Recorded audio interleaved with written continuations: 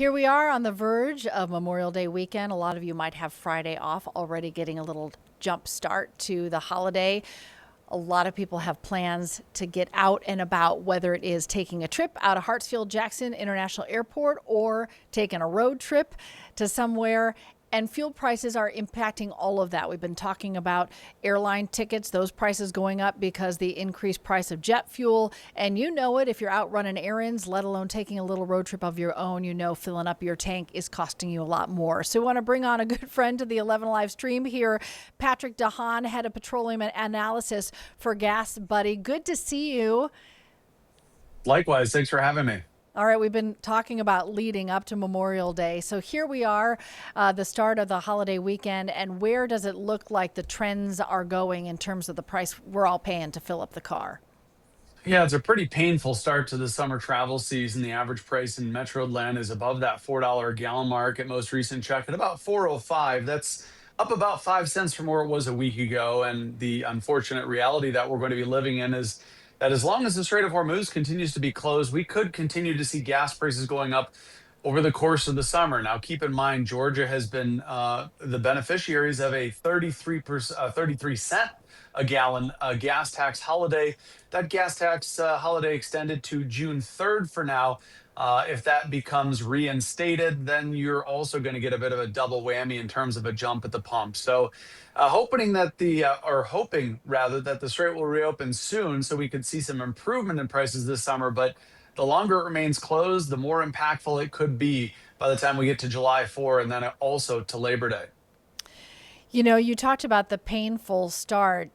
I just have this kind of perspective number. Americans overall will spend $2 billion more on gasoline over this 4-day memorial period, just compared to this time a year ago. So everybody's seeing maybe 20, 30 bucks they're spending every time they fill up. But you add that with all the drivers and you're at the $2 billion mark. Yeah, it's rather impressive. I mean, I hate to even mention it, but yeah, last year at this time in Metro Atlanta, the average price was only $2.93 a gallon. So the average tank is now costing Americans roughly $10 to $25 more than it did a year ago, and that's leading to some pessimism, as you might expect.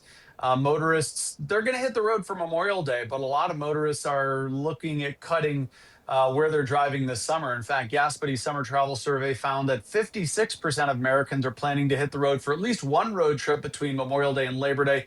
That's down from 69% a year ago. So, it's a noticeable decline. 60%, 67% of respondents telling us that gas prices are impacting their travel plans. So, whenever you see gas prices go up this much, this significantly in the last 80 days or so, as the strait remains closed, it's going to be very impactful to what consumers do this summer.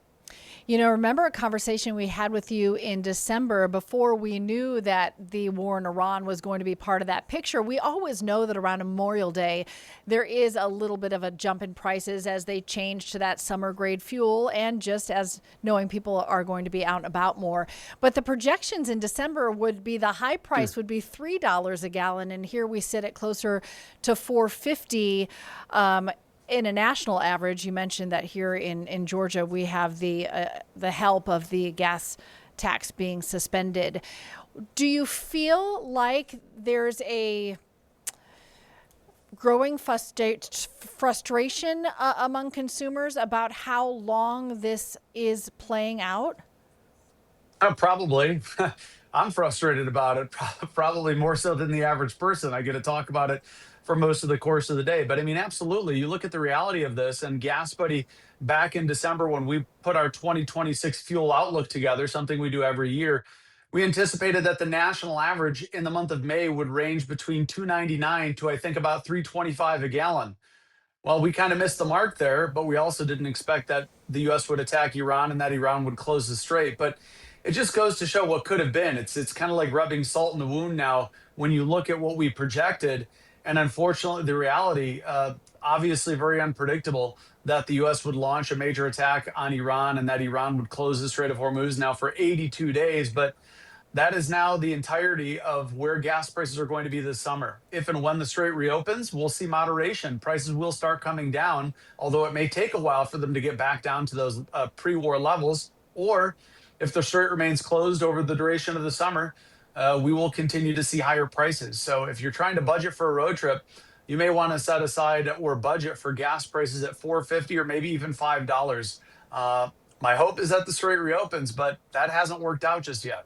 It's a good point. If you're thinking about budgeting, knowing that this is going to take a little while to settle, even once that strait is reopened.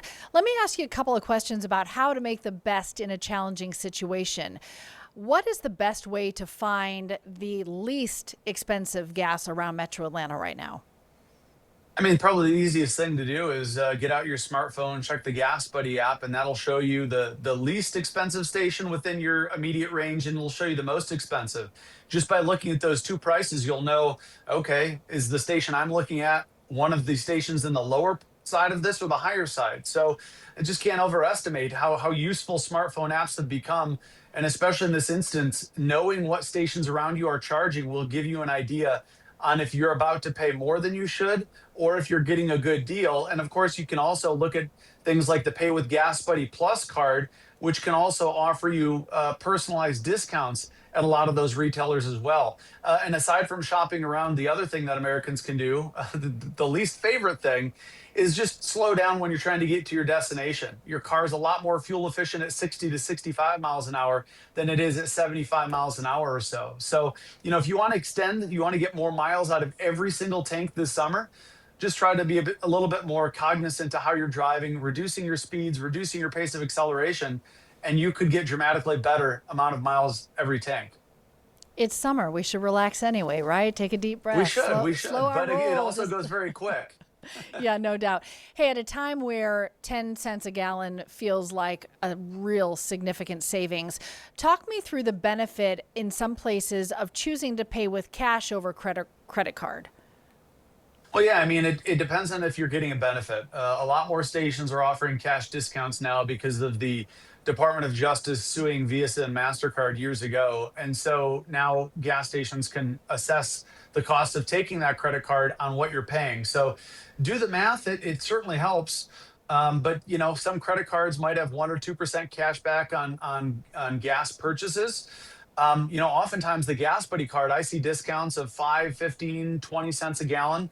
One of the offers I got was 57 cents a gallon off, and that puts a lot of those percentage-based discount credit cards to shame. But you might also see gas stations that give you a 10 or 20 cent a gallon discount on using cash. I'm somebody that doesn't usually keep cash on me, so I usually prefer for those stations that in the GasBuddy app have a lower price through them, and then I just use my Pay with GasBuddy card. But aside from that, a lot of people are also loyalty members at many of these stations. And some of these programs will also roll your pump price back by 5 or 10 cents a gallon by putting your phone number in. So, stack the savings from driving more fuel efficiently to shopping around with GasBuddy to getting a special deal alert. There's a lot of ways not to pay that retail price.